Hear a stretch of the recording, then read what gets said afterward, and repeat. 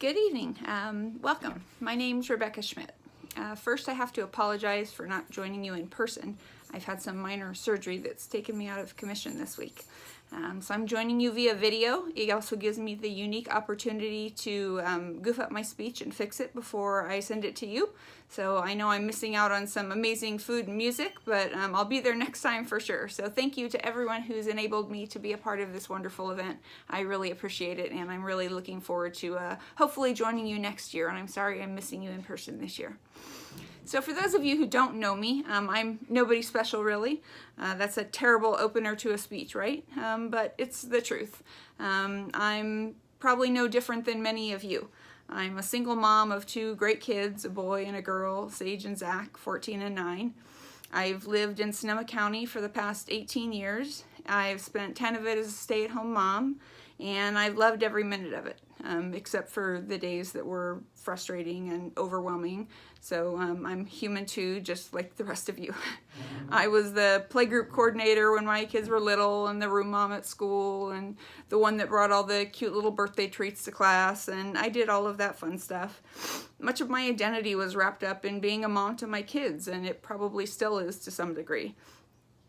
My kids both excelled at school and had all of the usual extracurricular activities and a lot of friends. They were great kids, and I counted myself as lucky, and often, I guess, uniquely lucky that I really liked my kids and enjoyed them as people. And as Sage grew older, we became friends, and they began to share my sense of humor, and I felt really privileged that they were... I enjoyed them as a person, not just as my child, and I was proud to watch their moral compass develop and see them develop opinions of their own and start to challenge norms that didn't make sense to them. And I told them that it didn't matter to me what they believed as long as they could tell me why they believed it. I was happy that they were forming their own views of the world, and I just wanted to know that as they began to spend more and more time away from me as they got older, that it was their view of the world that they were forming, that they were able to form those views on their own, and that it wasn't things that other people were feeding them, that they were just becoming their own person, and they were, and that made me proud. So what the world saw was a fairly happy, outgoing, intelligent, successful kid, both of my kids. There was, of course, more going on behind the scenes. In middle school, Sage had started struggling with their sexual and gender identity. This is why I use they and their pronouns. Sage was gender fluid and pansexual, and those were the pronouns that they identified with. Sage Casey was born with the name Anna Catherine, but changed their name to Sage Casey when they came out. Sage actually was the name that they chose, and then a few months later they asked us as a family to help them choose a middle name. They felt that in general, families, when a baby is born, chooses a child's name for them, and they wanted us as a family to be a part of choosing their name. So they had already chosen Sage, but they wanted us to be a part of choosing part of their name. So they selected a number of different names, and then as a family, we helped them select Casey. That was such a proud moment for them. I think that the most accepted they ever felt, and the most connected and accepted they ever felt, was to have their entire family participate in something that was related to their gender and sexual identity. The night that we chose their name, ironically, we were in the emergency room at Kaiser, and Sage was admitted that night on a psychiatric hold for being suicidal. And so it was both the highest of the highs for Sage and all of us, and the lowest of the lows as well. So it kind of was a big swing. In general, Sage had a great deal of family and peer support and acceptance, but there were a few people that they didn't feel they had full support from, and that was really painful for Sage. Sage was such a unique person, and I think that this is what made their suicide so shocking for the people in their school and in their community and in our family. Sage was brave and outspoken and appeared so strong to everybody. Sage seemed so unafraid, and they spoke up for the underdog, and they stood up for what was right, and they went after their goals and their dreams even when they were scared. And when Sage came out, they made a point of coming out to each person that was close to them individually.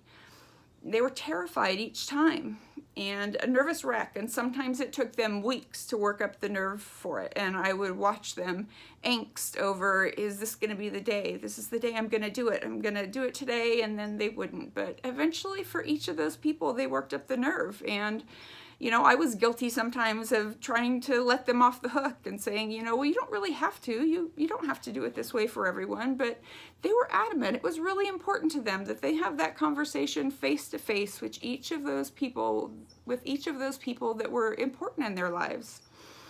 And sometimes they had to wait months to tell family members that we didn't see very often face to face, but they still waited because it was important to them to have that conversation face to face. And nearly every time they were greeted with love and acceptance. So I thought it might make it easier as time went on, but it didn't. Each time it was scary and hard, and they still did it. And I really respected them for that. It made me so proud, but it was still hard. And when they finally told everyone that they were going to tell personally, they still didn't just let it go. They really made a bold coming out statement on Instagram. And they said that they hoped it didn't change anything for anyone, but that if they did have questions, they hoped that people would come and ask them about it. And again, I felt that that was so respectful and such a great way to handle it. It wasn't flip and it wasn't nonchalant. It was just a very respectful way to handle it, and of telling people, this is who I am, and I hope that you'll respect me for that, but if you don't, come talk to me. Sage was just wise beyond their years, and it made me proud of them. One time at school, Sage's best friend was called a homophobic slur, and it was really upsetting to them both. And mom that I am, my response to it was, did you tell the teacher, or did you talk to the principal? Because I guess that's my gut reaction to it. And Sage said, no, I'm going to take care of it.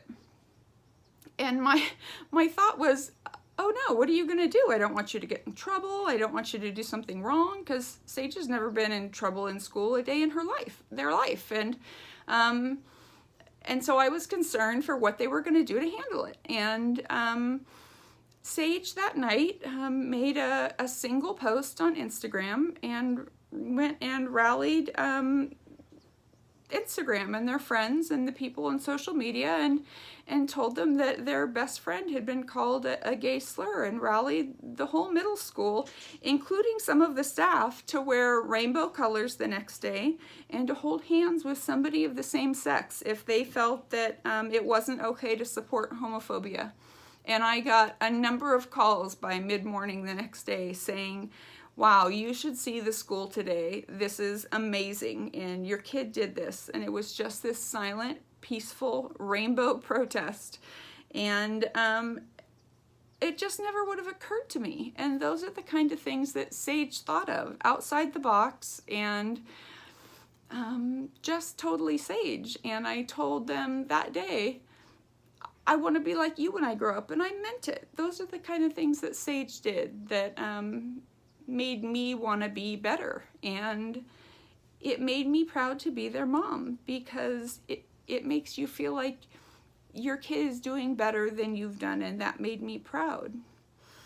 On the day of the first Women's March in Santa Rosa, Sage was upset because they weren't allowed to go, and Sage didn't feel like that was right, that was all about being able to speak up and speak your mind and stand up for yourself. And so Sage turned a t-shirt inside out, colored their own shirt that said sushi rolls, not gender roles, and made their own sign that said our bodies, our minds, our power, and said they were going for a walk, and went out and stood by themselves on a corner in Rohnert Park and had their own one-person march. And again, it's one of those things that at 43, I don't think I have the nerve to go do that. And Sage was brave and determined to be heard when they had something to say, and not in a disrespectful way, but was very determined to say what they felt they needed to say. And so after Sage died, I literally heard from so many people that I've lost count that said Sage was their first friend at school, the first person that reached out to them or talked to them when they were new, or that Sage was the one who noticed when they were down or upset or really were having a bad day, and that they would reach out to them after the day was over and say, "You seemed a little off, are you okay?" Or that Sage was the one who always saw when people were left out and included them. I didn't know that they were so good at that away from here, and it made my heart happy as a mom and as Sage's friend to hear that. I think they were so good at that, though, because it was exactly what they needed. Someone to reach out when they were hurting, and someone to be a friend when they felt left out. Because many times Sage acted brave and strong to put on a show for their own feelings. And they were scared and insecure a lot, and they really didn't let that on to a lot of people that saw them. It wasn't the persona that Sage put out there. So Sage's struggles with their sexuality and not feeling accepted, as well as some of their other issues that they struggled with at home, eventually led to an eating disorder, self-harming themselves by cutting to relieve some of their emotional pain and depression. There were a lot of people completely unaware that Sage struggled with these things at school and socially for a long time. Sage hid it well. They maintained being a straight-A honors student in a GATE program. They were elected as the student body vice president in the 8th grade. They were a drummer in 3 different bands, including an all-girl jazz band. They played in the Sonoma County Junior Symphony Orchestra. They were selected to the Sonoma County Honor Band 3 consecutive years. Sage was in the drama production every year and held a lead role for several of those years. And over the years, they did a variety of sports, including softball and volleyball and marksmanship, girls football. Thank goodness not all at once. But at home in the last year or so before Sage died, we were doing a constant cycle of therapy and changing our sleeping arrangements so that Sage could be home with me more often, because that was easier for them, and group therapy and family group classes at Kaiser and eating disorder groups and doctor's appointments, and multiple times a week. There was rarely a day we didn't have something to do, and we were doing everything that we could. So, sometimes people say that suicide comes as a complete shock. I think for many people, Sage's did. There was literally no indication of this coming for them. In many ways, it did not for us, but in many ways, it still did. Despite the amount of time we had been working so hard to avoid it, we thought things had just been starting to get a little bit better. Then on May 1st, 2017, 18 months ago, at 6:45 in the morning, I got a call from Sage's dad that he couldn't find Sage. I drove to his house, mind racing, and panicked, expecting to find the worst, but hoping that we were all just panicking over nothing. I found Sage. I found them and they were gone. Immediately, the past hours were played through my mind. Our last hug, our last conversation, our last text. None of it made sense. They were fine. But obviously they weren't. And nobody knew Sage better than I did. We were close. But they weren't. I've spent quite a bit of time telling you about Sage because I want you to understand just a little bit about who they were. They were strong, they were intelligent, they were brave, and I'm supposed to feel those things and say those things. Sage is my kid. I'm contractually obligated. But ask anyone else who knows them and they will say the same. Sage was a fighter. They didn't give up on anything. And they didn't give up. They were a victim of a mental health disorder. And it's more common than you think. This is a mental health issue that we need to fight together, and to do that, we have to stop the stigma attached to it that says it looks a certain way or only happens to certain people. I will keep fighting that stigma to honor Sage's memory. So when you see pictures of my kid, that happy, smiling, rainbow-haired child that spoke up for themselves and stood up for their own rights and was independent enough to work through their own gender identity and then share it with people face to face and be proud. When you see pictures of the person that led the school play or played in their own band or was funny and sarcastic and goofy and outgoing, know that this is the face of depression. Depression serious enough that they chose to end their life rather than endure another day of that pain. Despite all attempts to intervene and treat it and support them, I hope that everyone who knew Sage or was touched by Sage during their life or is touched by Sage's story going forward will help me to do that. Keep fighting the stigma of mental illness to honor Sage's memory. The good news is there are a lot of ways. The first of which I'm very proud of, the Sage Casey Foundation. I have some amazing friends, and so does Sage, and they have put together the Sage Casey Foundation. The Sage Casey Foundation is a 501c3 nonprofit in Sage's memory that serves to honor Sage by bringing awareness to suicide prevention and supporting local youth. Their motto is empowering youth to find their truth. Currently, we support a week-long scholarship to 2 students from Sage's middle school, Hillcrest Middle in Sebastopol, each year to Camp Cazadero Performing Arts Camp. This was an amazing place for Sage to feel supported and encouraged, and we hope that it will be a great experience for the kids that they send as well. It was Sage's happy place. Donations can be made to the Sage Casey Foundation on Venmo at Sage Spotting and PayPal, sagespotting@gmail.com. Next, many of Sage's family and friends also participate in 2 events each year as part of Team Sage Casey to honor Sage's memory and promote suicide prevention. One is the Davis Pride Parade in Davis. Sage ran and won their first 10K there. Last year it was an honor to have the parade and festival dedicated to Sage. This year's event will be on May 19th, 2019. The second event that Team Sage Casey participates in is the Out of the Darkness Walk, benefiting the American Foundation for Suicide Prevention in October. We're always the team decked out obnoxiously in rainbows. We're hard to miss, and I'd like to think that we're making Sage proud.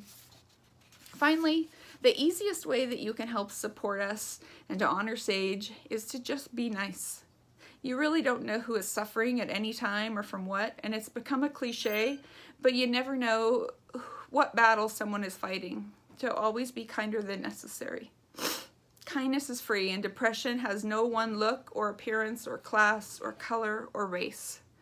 We're all just human. We all suffer. We could all use a friendly gesture now and then. So just be nice. It's that easy. Or it should be. So when you see those kind gestures, positive affirmations, acts of unnecessary kindness, or rainbows that make you smile, I hope they make you think of Sage. And you could do some Sage spotting of your own. Thank you so much for your time this evening. Please enjoy the rest of it. Have a great evening.